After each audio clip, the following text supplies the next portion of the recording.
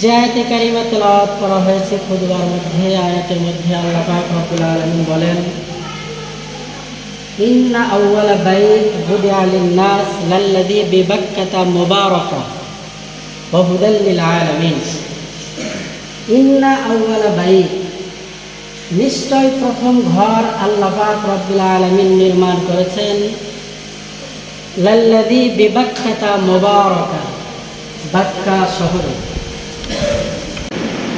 তেলাওয়াতকৃত আয়াতের মধ্যে আল্লাহ পাক রব্বুল আলামিন বলেন, ইন্না আউওয়ালা বাইত বুদিআ লিন-নাস লাল্লাযী বিবাক্কাতা মুবারাকা, নিশ্চয় আমি রব প্রথম ঘর বানিয়েছি, লাল্লাযী বিবাক্কাতা মুবারাকা, বাক্কা শহরে। আল্লাহ পাক রব্বুল আলামিন বাক্কা শহরে প্রথম ঘর নির্মাণ করলেন। এ ঘরের নাম হলো বাইতুল্লাহ। যে নামটাকে আমরা আজকে মক্কা বলি, এটা পূর্বে বাক্কা নামে পরিচিত ছিল। বাকি নির্ধারণ পরিবর্তন করা হয়েছে এবং বিভিন্ন মুহাদ্দিসিন বলেন, মুফাসসিরিন বলেন যে এখানে বাক্কা শহর বলা হয় যেখানে বাইতুল্লাহ অর্থাৎ কাবা ঘরটা রয়েছে। কাবা ঘরের পূর্ব পাশে চতুর্পাশে যে অংশটা রয়েছে এটাকে বলা হয় বাক্কা, আর পরিপূর্ণ শহরকে বলা হয় মক্কা। মুফাসসিরিন কেরাম আরো বলেন যে লাল্লাযী বিবাক্কাতা মুবারাকা, বাক্কা বলা হয় এজন্য যে গোটা দুনিয়ার মানুষ হজ পালন করার জন্য মক্কা শহরে আসে, আসার পরে তাদের মাথাটা নিচু হয়ে যায়। বাক্কা শব্দের সাথে অর্থ মাথা নিচু হয়ে যাওয়া। যেহেতু পুরো বিশ্বের সমস্ত মুমিন মুমিনাতের মাথা আল্লাহর ঘর বাইতুল্লাহর সামনে গেলে পাকা হয়ে যায়, এজন্য এই ঘরটাকে বলা হয়েছে লাল্লাযী বিবাক্কা, বাক্কা শহর। যেরকম ভাবে আমাদের ঢাকাকে পূর্বে জাহাঙ্গীরনগর বলা হতো, এরপরে চট্টগ্রামকে ইসলামাবাদ বলা হতো, সিলেটকে বলা হতো জালালাবাদ, কুষ্টিয়াকে বলা হতো নদিয়া। এরকম ভাবেই মক্কার পূর্বের নাম ছিল বাক্কা। আর আল্লাহ পাক রব্বুল আলামিন এই বাক্কা শহরে প্রথম ঘর নির্মাণ করেছেন বাইতুল্লাহ, মুবারাকা ওয়া হুদাল লিল আলামিন। এই ঘরের চতুর্পাশে আল্লাহ পাক রব্বুল আলামিন বরকত রেখেছেন, মুবারক রেখেছেন, হুদাল লিল আলামিন, গোটা আলম সমূহের জন্য হেদায়েত স্বরূপ ঘর। এবার আমরা আসি, আল্লাহ পাক রব্বুল আলামিন প্রথম ঘর নির্মাণ করলেন বাক্কা শহরে। তো প্রথম ঘর যদি বাক্কা শহরে নির্মাণ হয়, তাহলে আমরা তো ইতিপূর্বে শুনেছি যে একটা সময় দুনিয়াতে মাটি নামক কোনো কিছু ছিল না। পুরো দুনিয়াটা একটা সময় শুধু পানি পানি পানি আর পানি ছিল, জমিন নামক কোনো কিছু ছিল না। আল্লাহ পাক রব্বুল আলামিন সর্বপ্রথম একটা মুক্তার দানা বানালেন, ছোট্ট একটা মুক্তা। এই মুক্তার দানা থেকে আল্লাহ পাকের নির্দেশে, আল্লাহ পাকের অর্ডারে, আল্লাহ পাকের হুকুমে মুক্তার দানা থেকে একটা মুখ থেকে আল্লাহ পাক রব্বুল আলামিন হাজারো নহর জারি করে দিলেন। সেখান থেকে পানি বের হতে হতে হতে হতে হতে হতে পুরো দুনিয়ার মধ্যে একটা সময় শুধু পানি পানি আর পানি, জমিন নামক এখন পর্যন্ত কোনো বস্তু নেই। আর আল্লাহ পাক রব্বুল আলামিন মানুষ বানানোর জন্য ফেরেশতাদের সঙ্গে মশওয়ারায় বসে গেলেন। ওয়াইদ ক্বালা রাব্বুকা লিল মালাইকা ইন্নী জাইলুন ফিল আরদি খলিফা। আল্লাহ পাক রব্বুল আলামিন ফেরেশতাদের নিয়ে মশওয়ারায় বসে গেলেন আর বললেন, আমি দুনিয়াতে খলিফা পাঠাইতে চাই। ফেরেশতারা বলল, আল্লাহ আপনি খলিফা দুনিয়াতে পাঠায়েন না, কারণ ইতিপূর্বে আপনি জিন জাতিদেরকে দুনিয়াতে পাঠিয়েছিলেন।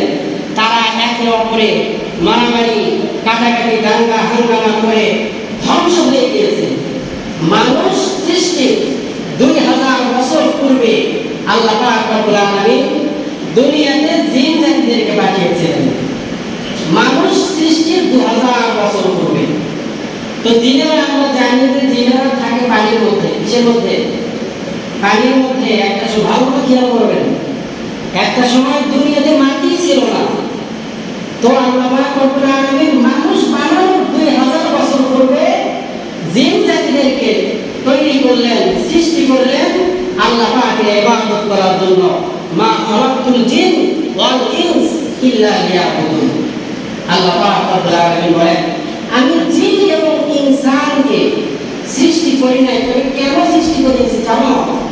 ইল্লা লিয়াবুদুন, ইবাদত করার জন্য, আমার দাসত্ব পালন করার জন্য, গোলামি করার জন্য, আমার কুদরতি কদমে সিজদা দেওয়ার জন্য, কোরআন তেলাওয়াতের জন্য আল্লাহ পাক রব্বুল আলামিন আমাদেরকে সৃষ্টি করলেন।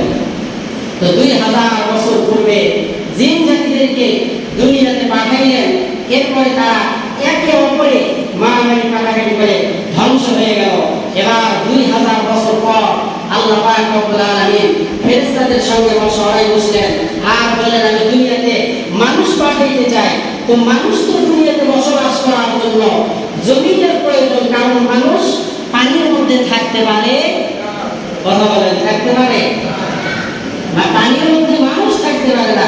একটা মানুষ যদি আপনাদের এইদিকে নৌকা বেশি, কেউ যদি যমুনার মধ্যে যাইতে চায়, তো তাহলে তাকে অবশ্যই নৌকা উপরে, ফেরি উপরে, লঞ্চের উপরে চড়ে তাকে পানির মধ্যে যাইতে হবে, অথবা ঘোড়ার উপরে ভর করে হলেও যাইতে হবে, না হলে সাত হয়ে যাইতে হবে। তো আল্লাহ পাক রব্বুল আলামিন দুনিয়াতে মানুষ পাঠাইবেন। জিনরা বসবাস করতো, এখনো যারা প্রকৃত, এখনো যারা জিনদের রাজ্যের মধ্যে থাকে, ভালো মতো বুঝবেন, এখনো যারা জিনদের রাজ্যের মধ্যে থাকেন তারা এখনো বড় বড় সাগরের মধ্যে কাছে বিশাল বিশাল অট্টালিকা, যেগুলো আমাদের চোখে আসে না, যেগুলো আমরা দেখতে পাই না, তারা বিশাল বিশাল অট্টালিকার মধ্যে থাকে। তো তাহলে বলতে পারেন যে আমরা যে দুনিয়াতে এই যে আশেপাশে ঝোপঝাড়ে গাছের উপরে জিনগুলো, এগুলো কি? এগুলো সব অপরাধী। সব কি? কথা বলেন, সব অপরাধী। যারাই অপরাধ করে, মানুষের মধ্যে কেউ কেউ অপরাধ করলে তাদেরকে জেলখানায় বন্দী করা হয়। জিনদের মধ্যেও যারা অপরাধ করে তাদেরকে তাদের রাজ্য থেকে বের করে দেওয়া হয়। ফলে তারা এসে বিভিন্ন গাছের ঝোপঝাড়ে পুরাতন বাড়িতে এসে তারা বাধা বাসে, তারা বাসা বাঁধে। এর মধ্যে অনেক জিন ভালো থাকে। জেলখানার মধ্যে সবাই খারাপ? কথা বলেন, সবাই খারাপ? অনেক আলেমের বিগত দিন আমরা দেখেছি যাদের তাহাজ্জুদ কাজা নেই, যারা বুখারীর দর্স দেয়, তাদের হাতের ভাতের মধ্যে হ্যান্ডকাপ লাগিয়ে জেলখানার মধ্যে রাখা হয়েছে। কথা বলেন, ঠিক কিনা? জিনদের মধ্যেও অনেক ভালো ভালো জিন ছিল যাদেরকে দোষী সাব্যস্ত করে সেখান থেকে বের করে দেওয়া হয়েছে। যারা দুনিয়াতে আমরা আশেপাশে যেগুলো জিনকে দেখি সবাই খারাপ না, এদের মধ্যে অনেকে ভালো আছে। সাহাবী জিন এখনো জিন্দা আছে। সুবহানাল্লাহ বলেন, জয় বলেন সুবহানাল্লাহ। সাহাবী জিন এখনো জিন্দা আছে। আমাদের বুখারীর দর্স দিতেন হাজার আলেমের ওস্তাদ, জামিল মাদ্রাসায় 37 বছর বুখারীর দর্স দিয়েছেন, এখনো জিন্দা আছেন। আল্লামা ইয়াকুব সাহেব দাওয়াত বরকাতুহু, নন্দীগ্রামে বাড়ি, ছোট বড় অনেকেই চেনেন। উনি বলেন তার এক সমস্যার জন্য কাউকে নিয়ে তিনি চট্টগ্রামে গিয়েছিলেন। তো জিন দ্বারা উনি তকবীর করেন, খুবই ভালো। তো তার কাছে যাওয়ার পরে হুজুর এসে বললেন যে সাহাবী জিন দ্বারা আজকে তকবীর করানো দেখলাম। তুমি যে নবীজিকে দেখেছো? হ্যাঁ, আমি সচক্ষে আল্লাহর হাবিব মুহাম্মদুর রাসূলুল্লাহকে দেখেছি। সুবহানাল্লাহ। সাহাবী জিন এখনো জিন্দা আছে। আল্লাহ পাক রব্বুল আলামিন মানুষ বানাইলেন দুনিয়াতে, মানুষ বানানোর জন্য ফেরেশতাদের সঙ্গে মশওয়ারা করলেন। পানির মধ্যে আনন্দের জোয়ার উঠে গিয়েছে যে ইতিপূর্বে জিন জাতিরা ছিল, এখনো আছে। আল্লাহ পাক আবার নতুন করে একটা জাতিকে বানাইলেন, তারাও নাকি আমি পানির মধ্যেই থাকবে। আল্লাহ পাক রব্বুল আলামিন ফেরেশতাদের সঙ্গে মশওয়ারায় বসে গেলেন আর বললেন, দুনিয়াতে মানুষ পাঠাইতে চায়, মানুষ বানাইলে দুনিয়ার মধ্যে পানি রাখা যাবে না, কারণ পানির মধ্যে কোনো মানুষ বসবাস করতে পারে না।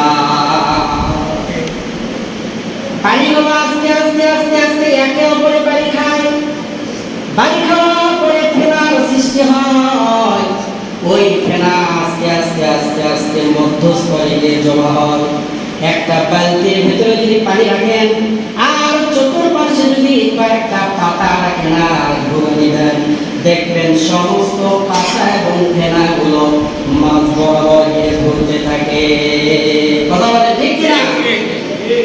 দুনিয়ার মধ্যে সবচেয়ে মেডেল পয়েন্ট হলো মক্কাতুল মুকাররমা। কবে মেডেল পয়েন্ট কোথায়? মক্কাতুল মুকাররমা। বাইতুল্লাহ যেখানে আছে এটা পুরো বিশ্বের মধ্যে সবচেয়ে মেডেল পয়েন্ট, চতুর্দিক থেকে সমান এখানে। কেন? ওই যে আল্লাহ পাক রব্বুল আলামিন প্রথম মাটি বানাইলেন, ফেনা থেকে বায়ুগুলো সৃষ্টি হলো, সেখান থেকে আল্লাহ পাক রব্বুল আলামিন জমিন সৃষ্টি করলেন। সেই জমিনের উপরে আল্লাহ পাক রব্বুল আলামিন প্রথম মাটির উপরে প্রথম ঘর নির্মাণ করলেন, যে ঘরের নাম হলো বাইতুল্লাহ। এই বাইতুল্লাহ চত্বরে গিয়ে যারা লাব্বাইক বলেন, আল্লাহর হাবিব সাল্লাল্লাহু আলাইহি ওয়াসাল্লাম বলেন, সিত্তুনা লিত-তাইফিন। এই বাইতুল্লাহর উপরে আল্লাহ পাক রব্বুল আলামিন সেকেন্ডে 120টা করে রহমত নাযিল করে। প্রতিটা মুহূর্তে প্রতিটা সেকেন্ডে 120টা করে রহমত এই বাইতুল্লাহর উপরে নাযিল হয়। যেটা উপর থেকে নিচের দিকে আসে। আমাদের বাইতুল্লাহ সোজা ফেরেশতাদের কাবা, বাইতুল মামুর। তাহলে আমাদের বাইতুল্লাহ কাবা শরীফ বরাবর, ফেরেশতাদেরও কাবা বাইতুল মামুর। ফেরেশতাদের ওই কাবা থেকে আল্লাহ পাক রব্বুল আলামিন প্রত্যেকটা সেকেন্ডে না, প্রত্যেকটা মুহূর্তে, কারণ একটা সেকেন্ডের মধ্যে হাজারো মুহূর্ত থাকতে পারে, প্রত্যেকটা মুহূর্তে 120টা করে রহমত আল্লাহ পাক রব্বুল আলামিন সেখানে নাযিল করেন। সিত্তুনা লিত-তাইফিন, যারা সেখানে তওয়াফ করে, যারা সেখানে চতুর্দিক দিয়ে সাই করে, আমরা 7টা চত্বর দিই, 7 চত্বরে একটা তওয়াফ হয়। ভালো করে বুঝবেন, 7 চত্বরে কয় তওয়াফ? বলবেন যে হুজুর এসে পিছনে একটা বলে গেছে। 7 চত্বরে একটা তওয়াফ, 7 চত্বরে এক তওয়াফ। আমরা হজ থেকে এসে অনেকে গল্প করে থাকি যে 7টা তওয়াফ করছি। 7টা তওয়াফ করেছেন? 7টা চত্বরে একটা তওয়াফ হয়, এটা আমাদেরকে বুঝতে হবে। সিত্তুনা লিত-তাইফিন, যেই সমস্ত ব্যক্তিগুলো কাবা চত্বরে তওয়াফ করে আল্লাহ পাক তাদেরকে 7টা রহমত তাদের মাঝে বিলিয়ে দেন। আর বাউনা লিল মুসলিমিন, 40টা রহমত আল্লাহ পাক তাদেরকে দেন, যারা নামাজরত অবস্থায় এবং তেলাওয়াতরত অবস্থায় এবং জিকির আজকারের অবস্থায় থাকে। আর 20 লিন-নাযিরিন, আর যে সমস্ত ব্যক্তিগুলো তওয়াফ করে না, যেই সমস্ত ব্যক্তিগুলো নামাজ আদায় করে না, জিকির আজকারও করে না, শুধু তাদের চর্মচক্ষু দিয়ে আল্লাহর ঘর বাইতুল্লাহর দিকে তাকায়, আল্লাহ পাক রব্বুল আলামিন তার হাবিবের মাধ্যম দিয়ে জানিয়ে দেয় 20 লিন-নাযিরিন, তাদের আমলনামার মধ্যে আল্লাহ পাক রব্বুল আলামিন ওই 20টা রহমত থেকে তাদের আমলনামায় রহমত দিয়ে দেয়। একটি রহমতের বিশালতা এমন যেটা বর্ণনা করে শেষ করার মতো নয়। একটি রহমত ওমরের ভাগ্যে নসিব হয়ে গেছে। ওমর একেবারে বিশ্ব সন্ত্রাসী থেকে দুনিয়ার জমিনে আল্লাহ পাক রব্বুল আলামিন ওমরকে জান্নাতের সার্টিফিকেট দিয়েছেন। বলতে পারেন এত বড় শাসককে, অর্ধ জাহানের খেলাফতের দায়িত্বপ্রাপ্ত ওমরকে আপনি বিশ্ব সন্ত্রাসী বললেন। বিশ্ব নবীর মাথা আনতে যায় বিশ্ব সন্ত্রাসী ছাড়া আর কেউ নয়। কথা বলেন ঠিক কিনা? কথাগুলো বুঝতে হবে। বিশ্ব নবীর মাথা আনতে যায় ওমর, বিশ্ব সন্ত্রাসী থেকে আল্লাহ পাক রব্বুল আলামিন জান্নাতের মেহমান বানিয়ে দিলেন একটা রহমতের কারণে। কিসের কারণে? আর কারণ যদি একটা গজব পতিত হয়, আল্লাহ ফেরাউনকে ধরেন না, কিন্তু কোন যুগ নদীর মধ্যে যখন ধরেছে একটা গজব তার ধ্বংসের জন্য আল্লাহ পাক যথেষ্ট করে দিয়েছে। কথা বলেন ঠিক কিনা?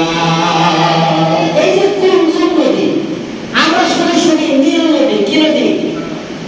কি নদী? আবার বলবেন যে হুজুর মিশে এসে একটা কথা বলে গেল, কুলজুম নদী হুজুর কোথায় পাইল? নদীর নাম কুলজুম, আর এই নদীর পানি হলো নীল বর্ণের। এজন্য আমরা সকলেই বলি নীল নদী, নীল নদী। যমুনা নদীতে সুন্দর খোলা পানি, খোলা পানি, মাঝে মাঝে চল করা পানিও থাকে। কথা বলেন ঠিক কিনা? এই খবরগুলো আমাদেরকে রাখতে হবে। নীল নদের প্রকৃতপক্ষে নাম হলো কুলজুম নদী। আল্লাহ পাক বলেন একটা গজব ফেরাউনের উপরে পতিত করছে, তো ওই কুলজুম নদীর মধ্যে আল্লাহ পাক বলেন তার খোদাই খাহেশ, তার সমস্ত রাজত্বকে মাটির সঙ্গে মিশিয়ে দিয়েছে।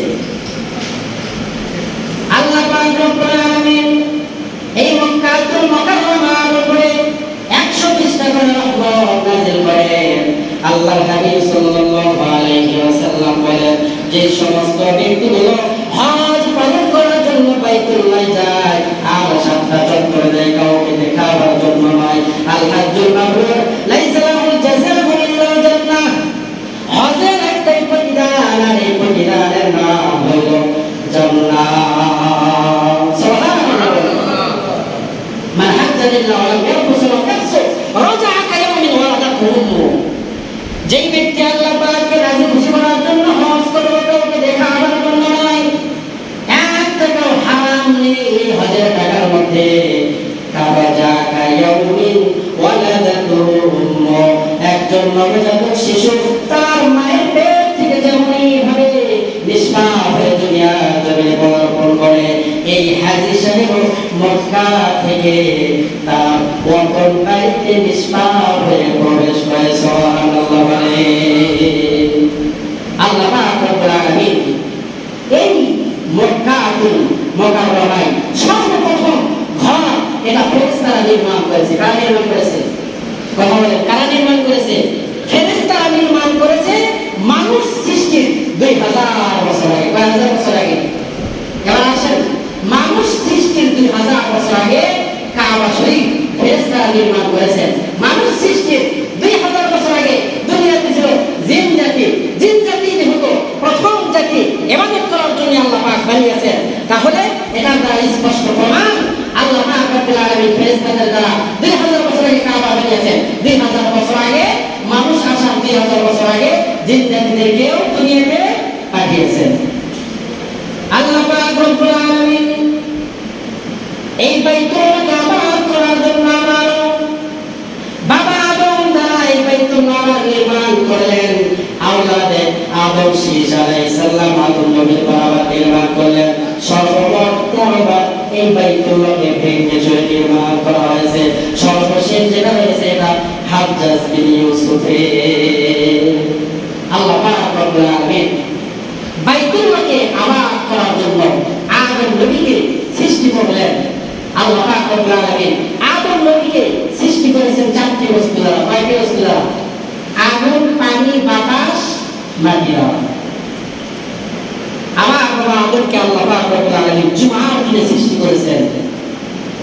যেদিন আল্লাহ পাক 4টি বস্তু একত্রিত করলেন সেই দিন ছিল জুমার দিন। যেদিন আল্লাহ পাক রব্বুল আলামিন আদম নবীর জিসিম মোবারকের মধ্যে ইয়াসআলুনাকা আনির রূহ কুল রূহু মিন আমরি রাব্বি, আল্লাহ পাকের নির্দেশ অর্ডার রূহ ফুঁকে দিলেন, সেই দিনটা ছিল জুমার দিন।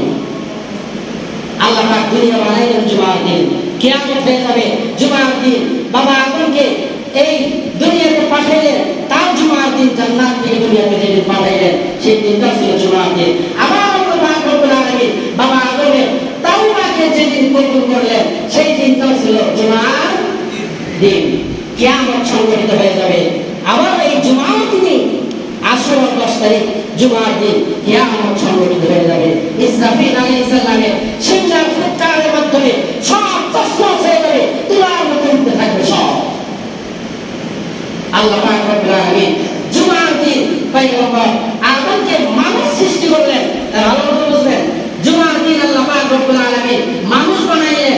শনিবারের দিন আল্লাহ পাক রব্বুল আলামিন মাটি বানাইলেন। রবিবারের দিন আল্লাহ পাক রব্বুল আলামিন পাহাড়, পর্বত, নদী নালা আলামিন সমস্ত গাছপালা তন্মতা সব কিছু নিয়ে সৃষ্টি করলেন। মঙ্গলবারের দিন আল্লাহ পাক রব্বুল আলামিন সমস্ত বিপদ আপদ বালা মুসিবত খারাপিকে বানাইলেন। বুধবারের দিন আল্লাহ পাক রব্বুল আলামিন আল্লাহ পাকের নূর বানাইলেন। বৃহস্পতিবারের দিন আল্লাহ পাক রব্বুল আলামিন দুনিয়াতে যত পশু পাখি আছে সব কিছুকে বানাইলেন। সুবহানাল্লাহ। এক একটা দিনে এক একটা জাতিকে আল্লাহ পাক রব্বুল আলামিন অস্তিত্বে এনেছেন। আল্লাহ পাক রব্বুল আলামিন মানুষ বানাইলেন।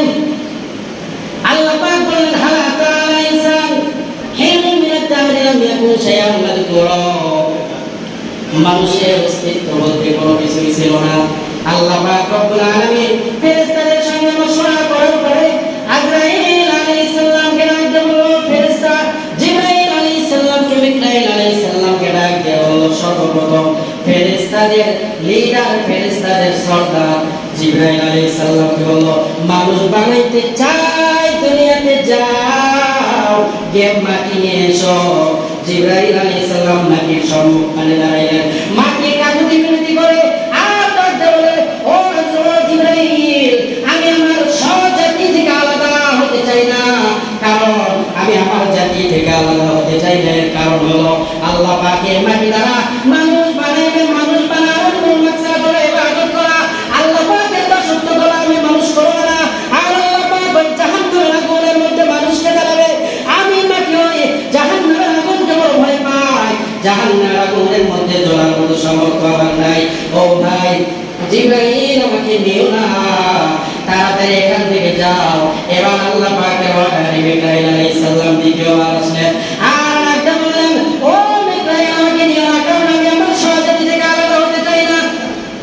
মাটি তার স্বজাতি থেকে আলাদা হতে চায় না, অথচ সেই মাটির মানুষ সর্বশ্রেষ্ঠ মাখলুক হওয়ার পরেও আমরা মানুষ একতাবদ্ধ হয়ে একই সমাজের মধ্যে, একই পরিবারের মধ্যে, একই দণ্ডির মধ্যে থাকতে পারি না। কথা বলেন ঠিক কিনা? তৃতীয়ত আল্লাহ পাক রব্বুল আলামিন আজরাইলকে পাঠাইলেন। আজরাইলের কোনো দয়া নাই। মাটির উপরে এক থাবা দিয়ে ৭০ মণ মাটি নিয়ে গেলেন। কয় মণ? ৭০ মণ মাটি নিয়ে গিয়ে আল্লাহ পাক রব্বুল আলামিন ৪০ বছর নূরের তাজাল্লি দিলেন, নূরের তাজাল্লি ফেললেন। মেয়তিনিল লাযিম, একদম মাটি দ্বারা আকৃতি বানানো যায় না, কাঠামো বানানো যায় না, স্ট্রাকচার বানানো যায় না। আল্লাহ পাক ওই ৪০ বছর নূরের তাজাল্লি ফেলানোর পরে আসমানকে ডাক দিয়ে বললেন, ইয়া সামাউ আমতিরি আলাইহি আরবাঈনা ইয়াওমা। এই মাটির উপরে ৪০ বছর বৃষ্টি দিতে থাকো। টপ টপ টপ টপ করে মাটির উপরে পানি পড়তে পড়তে মাটি এখন খালেস পিওর। ৪০ বছর মাটির উপরে পানি পড়লে ওই মাটির ভিতরে ভেজাল থাকতে পারে। সেই মাটির মানুষ আমরা, আমাদের মধ্যে খালেস পিওর মানুষ খুঁজে পাওয়া যায় না। ভেজালে ভরা। কথা বলেন ঠিক কিনা? ভেজাল মুক্ত মানুষ হতে হবে, তাহলে জান্নাত পাওয়া সম্ভব। আর যদি ভেজাল যুক্ত হন, চাই সে আলেম হোক, চাই সে যে কেউ হোক না কেন, ভেজাল যুক্ত হলে জান্নাতে যাওয়া তার জন্য বড় কঠিন। আল্লাহ পাক রব্বুল আলামিন তার অর্ডারে আজরাইল আলাইহিস সালাম মাটি নিয়ে গেলেন। দয়া মায়া সালাম মাটির কাকুতি মিনতি শুনলেন না।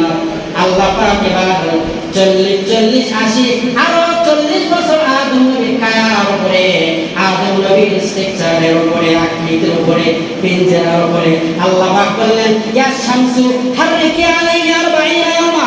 ৪০ বছর তোমার ১২টা মুদ্রা তাপ দিতে থাকবে একেবারে কাছে এসে। সূর্যটা আমাদের জমিন থেকে ৯,৩০,০০,০০০ মাইল উপরে, ১৩ লক্ষ গুণ বড়। আর একটা মুদ্রা তাপ দেয় জমিনের মধ্যে। কিন্তু আদম নবীর জিসিম মুবারকের উপরে আল্লাহ পাকের অর্ডারে ১২টা মুদ্রা ৪০ বছর তাপ দিলেন।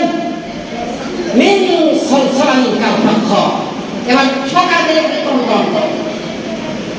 আল্লাহ পাক রব্বুল আলামিন ১২০ বছর পরে আদম নবীর জিসিম মুবারকের মধ্যে ইয়াসালুনাকা আনির রূহ, জিবরাইল আলাইহিস সালামের মাধ্যমে রূহ দান করলেন।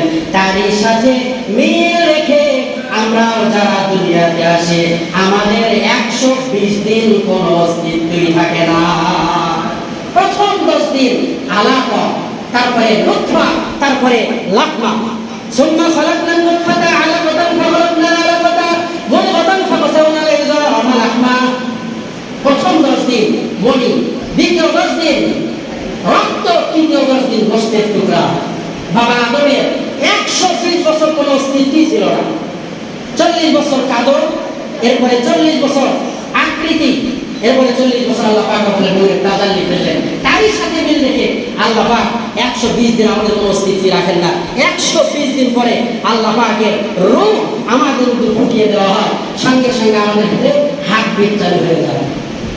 ডিম বাংলা শুক্রাণু থেকে আল্লাহ পাক রব্বুল আলামিন বহুদিন পরে বানাইলেন জায়গা, সেখান থেকে আল্লাহ পাক রব্বুল আলামিন ইমব্রো, সেখান থেকে আলাকা, সেখান থেকে নুতফা, সেখান থেকে লাহমা। আল্লাহ পাক রব্বুল আলামিন স্টেপ বাই স্টেপ মানুষকে বানাইলেন তার ইবাদত, দাসত্ব, গোলামি করার জন্য। আল্লাহ পাক রব্বুল আলামিন বাবা আদমকে বানানোর পরে শয়তানকে বললেন, সমস্ত ফেরেশতাদেরকে বললেন যে সিজদা দাও। শয়তান বাদে সবাই সিজদা করলো। লিল মালাইকাতি ইসজুদু লিআদম ফাসাজাদু ইল্লা ইবলিস। আদমের জিসিম মুবারকের সামনে সবাই সিজদা করলো। কেন? ওয়া আল্লামা আদমাল আসমা। আদমকে কোন ফেরেশতাই সিজদা করতে চায়নি। কখন সিজদা করতে চেয়েছে? ওয়া আল্লাম, যখন আদম নবীকে আল্লাহ পাক রব্বুল আলামিন ইলম দিয়েছে, ইলমের কারণে সবাই সিজদা করেছে। কিন্তু বড় ইলম ওয়ালা, বড় ইলম ওয়ালা শয়তান, শয়তানের নাম আলেম, শয়তানের নাম আবেদ, শয়তানের নাম জাহেদ, শয়তানের নাম সাজিদ। শয়তানের চাইতে বড় সিজদাকারী আর কেউ নাই, শয়তানের চাইতে বড় ইলম ওয়ালা আর কেউ নাই। আল্লাহর ইলমের কাছে ফালায়া দেয়।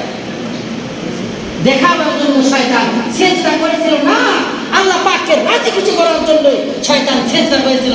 কিন্তু জায়গা মতো একটা ভুল করার কারণে আল্লাহ পাক ফেরেশতাদের শিক্ষক থেকে মাবুদ শয়তানের লিডার বানিয়ে দিয়েছে। বাবা আদম জান্নাতের মধ্যেই থাকতো, একটা ভুল জায়গা মতো করার কারণে জান্নাত থেকে আল্লাহ পাক রব্বুল আলামিন বের করে দিলেন, জুমার দিন দুনিয়াতে আসলেন। এজন্য জায়গা মতো ভুল করা যাবে না। কথা বলেন, জায়গা মতো ভুল করা যাবে? জায়গা মতো আমরা কেউ ভুল করবো না। আল্লাহ পাক রব্বুল আলামিন আদম নবীকে বানাইলেন, মূল মাকসাদ হলো ইবাদত বন্দেগী করার জন্য। এজন্য ভাইরা আমার, আসুন আল্লাহ পাক রব্বুল আলামিন আমাদের সবাইকে যেন আল্লাহ পাকের আহকাম বিধিবিধান অনুযায়ী আগামী জীবন পরিচালনা করার মতো তৌফিক দান করেন। ওয়া মা তৌফিকি ইল্লা বিল্লাহ।